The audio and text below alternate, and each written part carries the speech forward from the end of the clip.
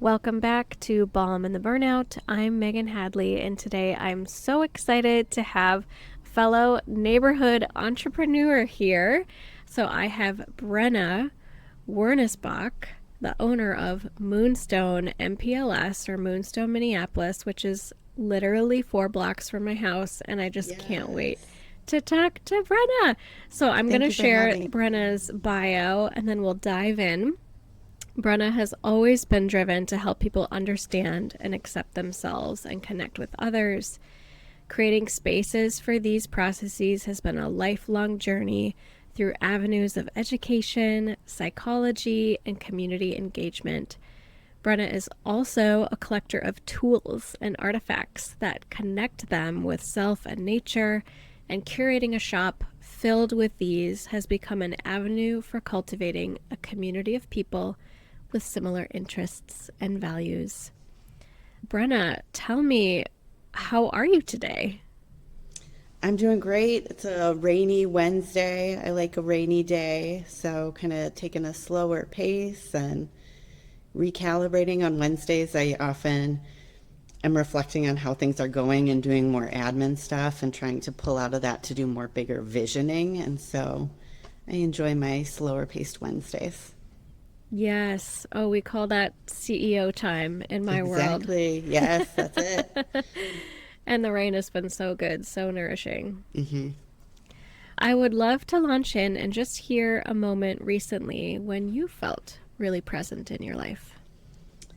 The rain has contributed to that as well. So I currently live up in the Bryn Mawr neighborhood and I'll be moving back to South Minneapolis this summer. But we have a neighborhood cat that, well, we have a few neighborhood cats, and one of them seems to be maybe getting the brunt of being picked on a little bit. And so we've kind of made friends with this cat, and I recently let him into our porch because it's rainy out and the other cats are giving him a hard time.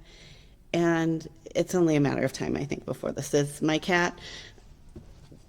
Things have to fall into place. But it's been really mindful for me to have this cat come into my space, and we're in the porch because I have a house cat and we can't intermix them.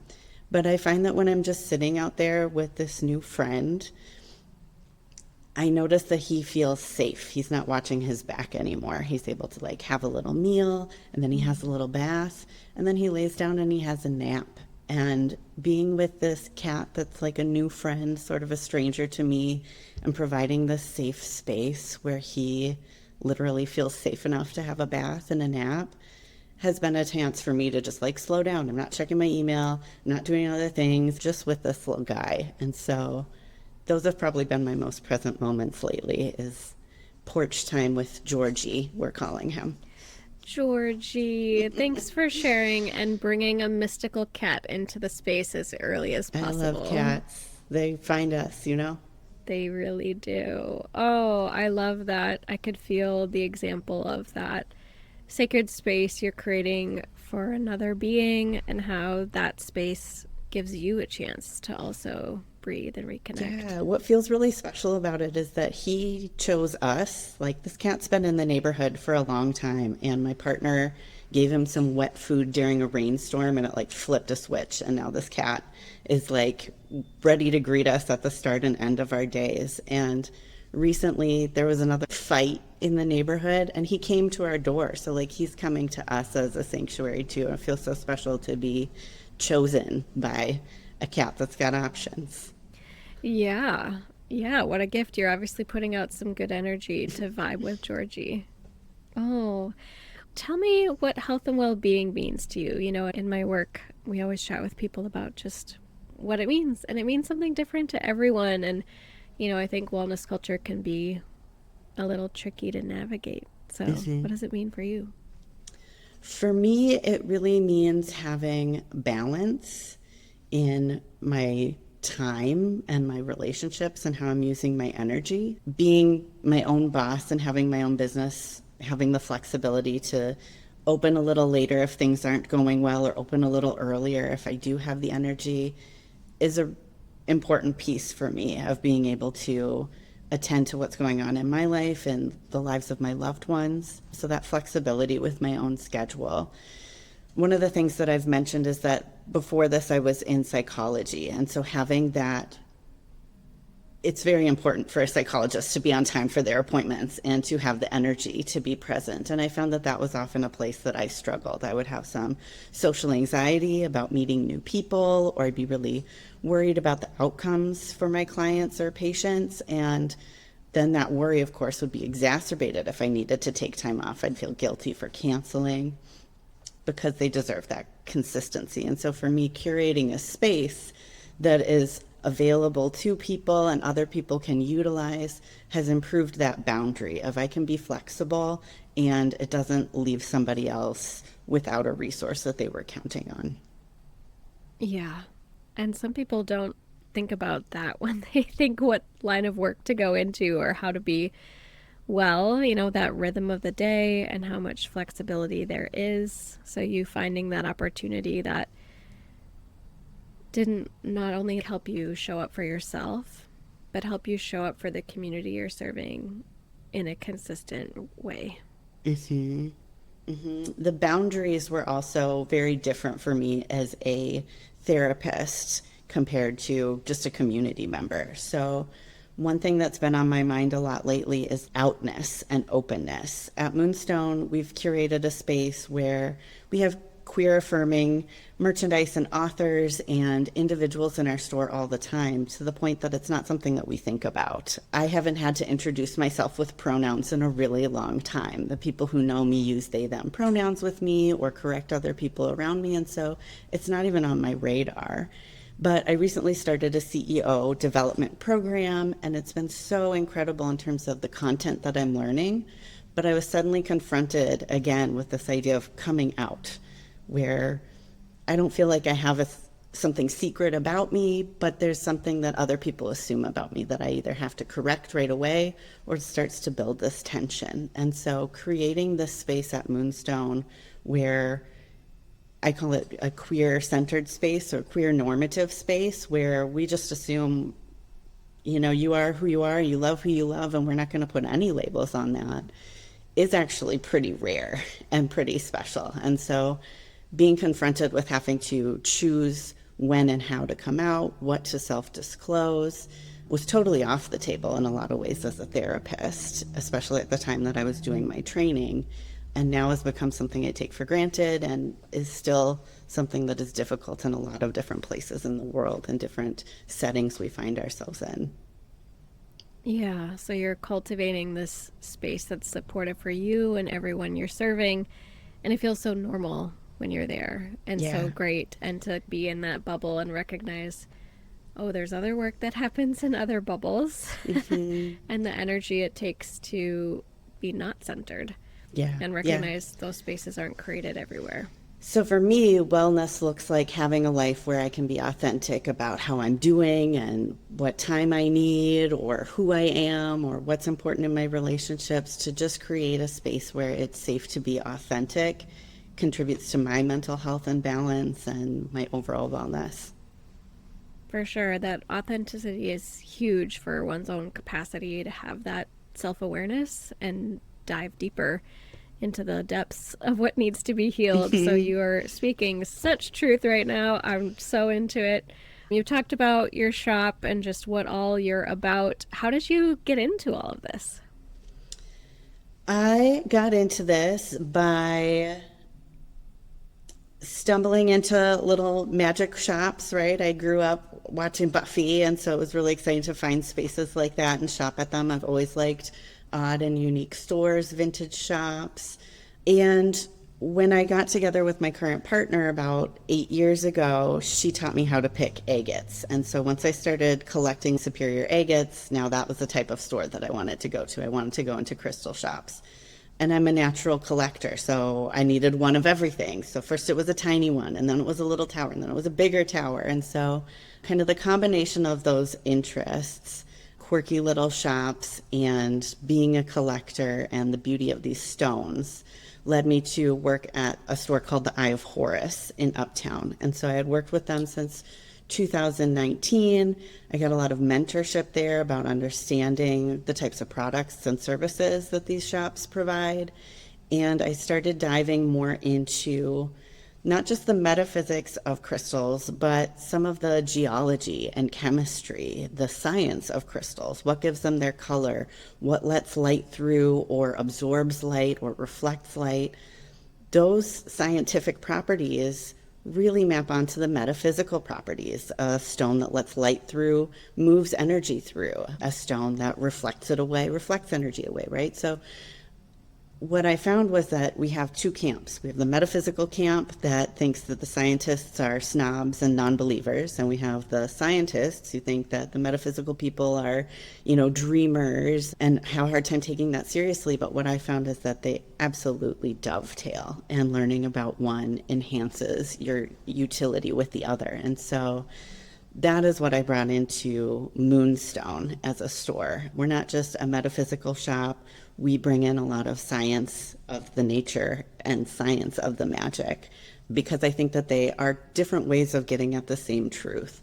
For me, holding a stone is an easy way to just get lost in space. What's in there, especially ones that have a lot of caves and like weird stuff inside of them. It's kind of hard to get this to focus, but I like ones that people would consider imperfect, but I think it's the imperfections that make them really interesting.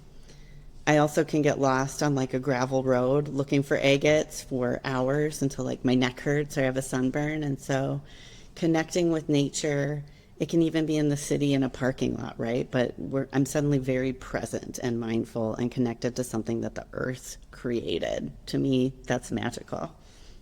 Oh, so magical. And that you found your way to this through a particular medium. I mean, I think going with what lights you up and interests you. And thank you so much for bringing that mashup between the metaphysics and the science. I think there's such synergy that happens, and you gave such good voice to this. We do this work all the time in the health coaching world. Is just, we have these integrative ways of supporting our health and well-being. We have Western medicine. Mm-hmm. And when you understand the more of both, you do understand how they can work together, and one language informs the other. Mm-hmm. And you as the individual get to decide what's empowering, what the meaning is for you, and kind of how to make it all sync up. I think a lot of this fits too with kind of my perspective as a non-binary person. Pretty much when I'm presented with something that's black and white or either or, my eyebrow's going to pop out. That seems suspicious to me, because it's not usually a zero-sum game. It's not this or that. These things work together. And when we can allow that to exist without feeling afraid of an apparent contradiction and get curious about it, I think it just really enriches the way that we think about things and engage with other people. And so for me, I want to create a space where anyone who's curious is welcome. And if there's stuff in here that you don't really vibe with, that's okay, because probably there's something else that you do. And talking, even noticing customers talking with each other has been really fun. The relationships that are forming within the store that I'm not even a part of has been really rewarding, because I see people connecting and growing and learning, and that's kind of the point. Yeah. I kind of see like that expansive space of your porch being like a part of the store too. People just get to be and let down their guard and get to know each other and have these really open conversations. And I've definitely had those at your shop. I just have to say, I love all of the children's books. I have a 3-year-old. Yeah, and thank you. Introducing these kinds of ideas and these themes from a young age to support that overall curiosity about how the world works. And you just have so much good stuff happening. Yeah, it's been great. So MoonStone originally opened in Uptown in December of 2023 in the former Eye of Horus space, when the original owner made the decision after 20 years to retire, which is an incredible time to operate a small business. She had moved it to many different settings. She went through incredible personal changes throughout that period. And so I learned a lot from her. And I was really grateful to open in this space that did have a reputation. But that was also two-sided, because it meant that mostly we got people who were coming to see how the store had changed and not to see a new store altogether. And since we've relocated to Longfellow, we're getting far more people who are coming in with a totally blank slate to see what is this store about. And so not a lot of people were bringing their kids to Uptown to check out the metaphysical shop, but far more families are coming to Longfellow to do some shopping, to have lunch next door at Sonora. And so it's been really fun to see kids engaging with these things. Kids love rocks. Kids are really interested in the stuff that we have. And I also notice that the parents that come with their families are really engaged with their kids, and they're talking about what these things mean. And it's just been really fun to see those relationships and those shifts in our client base, the expansion in our clients. Definitely. And such a different energy, like you said, to just be in a new space and invite new people in and see who shows up and then cater to them. I'm curious, you've done a lot in a short period of time. What do you think burnout looks like in this field? I think I was burning out a lot more when I was working for other small businesses because I saw so many things that I wanted to tinker with or tweak or try to improve, and it wasn't my call. And so moving into being my own final decision maker has reduced a lot of kind of the interpersonal conflict and some of the ways that I felt like I didn't have control over my own reality or control over my income. Now I'm owning my own business, and I still don't feel a lot of control over my income. I've invested a lot and I'm trying to recoup and grow this, but it is very grounding for me to be the person who makes those decisions. I've got one employee who is incredible and is so easy to work with. We really gel. And I've got one contractor that helps me with my social media, and having that team that really sees and supports my vision has been really helpful. Burnout for me looks like not having as much fun doing the things that I used to do, resenting having to come in, feeling overwhelmed when usually the things I'm feeling overwhelmed by are exciting to me. Like when we bought all the new crystals and it was time to get them on the floor, I was like, oh man, I got to figure out the bowls and the arrangements. I used to love that when I was the hourly employee, and now it's hard to slow down and make time for those activities and enjoy them as much. So it's one of my goals to continue to grow our revenue, to be able to support growing our staff so that I can delegate those types of tasks and get back to the things I used to enjoy, like teaching classes or facilitating book clubs. Right now I'm in the space of offering that space to other people for them to be able to host those events. But at some point, I hope to have the energy to lead them myself again. For sure. So it sounds like the different phases of business, so like you're kind of in the startup phase, but you've been around for a while, you've got an employee and a contractor, and so there's benefits and limitations of that, and just continuing to project your goals that you have so that you can get to some of those things that you want to do and delegate a little more. I mean, I think that's every entrepreneur's dream, right? Is to like pass off the things you no longer need/want to be doing and really do what lights you up. Yeah, and I want to cultivate that for people too. So one of the things that's important to me about MoonStone is the back third of the store remains empty and available for community classes, weekend maker markets. I'd love to host things like death cafes here for people to talk about difficult topics, or book clubs and discussion groups around non-traditional topics, things like sustainability in businesses, queer resources locally.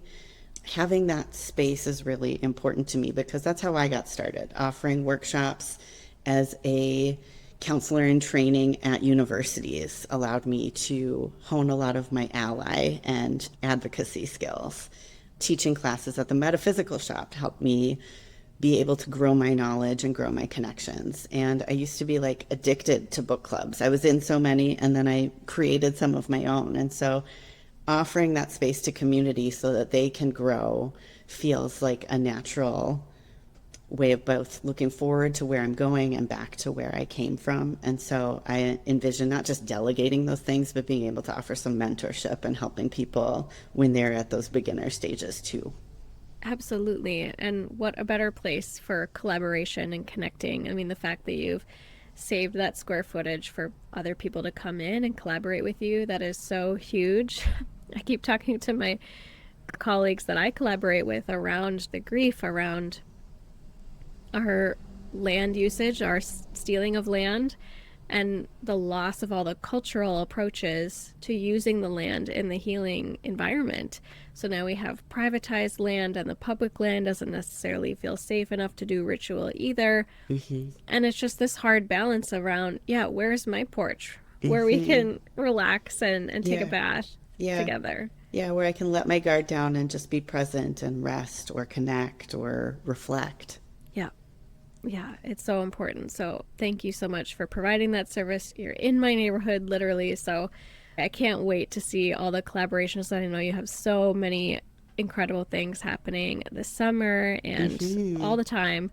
And you run into lots of our neighbors all the time. So tell me what you think people are alchemizing these days with all these supports they're gathering from your shop. I am seeing people connect with one another in sharing resources. I had someone who needed a car and someone who was looking to get rid of a car, and that solved a problem for both of them. So a lot of times it's these smaller ways of people meet at a pop-up, and then the next thing I know, they've gone out to lunch together and they're seeing each other regularly in friendship and in community. And so I'm excited to, we've got a community posting board here. And so anybody in the neighborhood who has events that are, I mean, we don't really have any qualifiers for them. We see people sharing things about energy services, Reiki services, party services, face painting services. And so just having a place where people can leave their information or connect with somebody else has been a cool avenue to watch develop and grow. Yeah, and again, another huge grassroots form of connecting with people. You know, I've gone out and posted at different places and just seeing some of them, you don't want to mention anything around spirituality or religion, or it has to be within the next 30 days, or you need to live in the neighborhood. And so the idea that you have just an open board for anyone to connect is honestly super helpful as a local Mm-hmm. entrepreneur that really bases a lot of my in-person workshops based on word of mouth and just who's around town. Yeah, part of my philosophy is as well that like small businesses are not in competition with one Yeah. another. And so I am happy to refer people to other metaphysical shops, to other stone shops. Like if somebody's looking for something and we don't have it, I am excited to tell them what stores I would check with because these are my comrades. These are my peers. I admire them. I spend my time off going to their shops too. And so we're in competition with far bigger entities. We are small fish in a school together. And so I don't mind at all advertising other people's services or classes that are hosted at other venues because I also hope that they'll offer it at my venue as well. We don't know where people feel comfortable. And so to me, accessibility means having it everywhere, not having things be exclusive. Or again, this is the non binary thinking. We don't have sides, we don't have teams. We're all in this together. So you going there doesn't mean less for me. Us being connected means more for all of us. Yeah. Ooh, that frame is so grounding and healing. Thank you so much for speaking to that. Oh, I'm curious, just for you personally, what is one small way that you use to reduce your own risk of burnout on the day to day?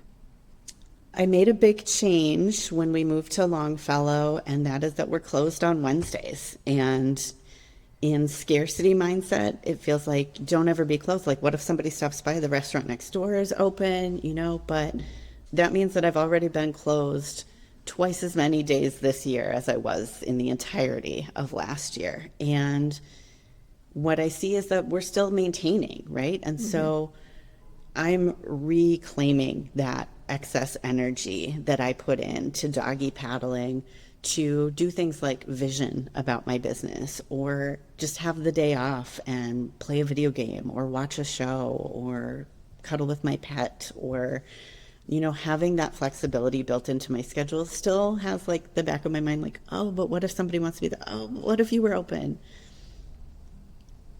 I'm here for the long haul, right? And so, especially in Uptown, there's a real survivor mentality, and I don't fault Mm-hmm. anyone individually for that. That's kind of the vibe is you got to work really hard just to stay with what you've achieved. And my goal in moving to Longfellow was to have that same amount of energy get me further. And for now, what that means is reclaiming some of it and building up those reserves to be able to be here for a really long time. Yeah, and what a great example of finding that balance and flow, in alignment with that value of having time and space for yourself and just seeing, what, actually this works for the business and I have more energy to do things. And maybe there's one person that cares on a random month that you're not open on a Wednesday, but how much more important it is that you and your staff and the whole shop model that balance for everybody. Yep. And so one of our goals this summer is to improve our web store, in which case that'll be open on Wednesdays, and we're here a lot of the time. So another thing I've noticed since moving is just a lot of patience. Sometimes people go to the Uptown store first and they're like, oh, we didn't realize you moved, or it took us forever to get our address updated on Apple Maps. It was fine on Google, but Apple Maps was still sending people to the wrong store. But people would get over here and no one complained or was grouchy about it. They were all like, oh, we love that you have a parking lot. Like, they came in and there was just a shift. And so I notice more patience, and that the people who have a desire to connect have a desire to connect. And so they're not put off by an inconvenience or a false start. They're going to try again, and we'll connect and we'll build something together. Yeah, such a good lesson for that physical space. And instead of saying like, oh, I need to honor the legacy of this 20-year-old shop in this neighborhood, you can find the intention that fits for you and your goals and your dream for your business, and the right people who come along will come along. Yeah. Well, I'm curious, as we close up, if there's one takeaway that you hope listeners could hold with them, what would it be? In some ways it's a cliche, the thing of like, put on your own oxygen mask first. But I would say the takeaway is that self-advocacy isn't selfish. Taking the time to create the space that you need, to ask for the respect that you deserve, is something that I still struggle with. I will be a champion of creating that space for someone else or advocating on behalf of someone else, but it feels uncomfortable to center myself in those ways. And so I'm really trying to recognize that doing this for myself creates the space for others as well. And so I would say, advocate for yourself, be yourself, create the space to be yourself, because you never know who's watching, and that's giving them permission to do the same. It's not selfish to thrive. It provides a model for the people to follow and to be self-actualized as well. Such good medicine. Thank you, Brenna. And I can't wait to share in our show notes all the ways that people can connect with you and your shops. You're on Instagram at MoonStone MPLS, and your website is moonstonemmpls.com. And for our listeners, you can save 10% off your next purchase with Moonstone. Just mention Burnout Podcast in store or use code Burnout at the checkout online. And we also have links on both our Instagram and our website to our Google Calendar, so you can see who's coming for our pop-ups, what classes we have on the calendar, and get involved with what we are trying to facilitate in that community way. Totally. I'm just stunned at the number of events you have every month. I mean, it's definitely a part of your business model, and I'm working on getting in your calendar for later this summer, yes, so I'm excited about that. But their physical location is at 3304 East Lake Street in Longfellow in South Minneapolis, right next to Sonora Grill and across the street from Soderbergh's Floral. So, Brenna, thank you so much for your time today. It was just very inspiring to speak with you and everything that brought your shop to life, and I can't wait for our listeners to hear about it and check it out. Well, thank you so much. I really appreciate the opportunity to share this more with other people, because we're new here and we want people to come in and give us a shot. And so anybody who recommends us to a friend or brings someone along makes a huge difference to a small business in this early stage. Absolutely. So share, you heard the call to action from Brenna themselves. Share their shop and stop on in if you're local. Thank you so much. Balm and the Burnout is a listener-supported podcast made possible by my work at Harvest Health and Wellbeing. If you'd like to support this project or contribute to a community scholarship, you can leave a tip on Venmo at HHW-LLC. Thanks for listening, and see what you can restore and alchemize today.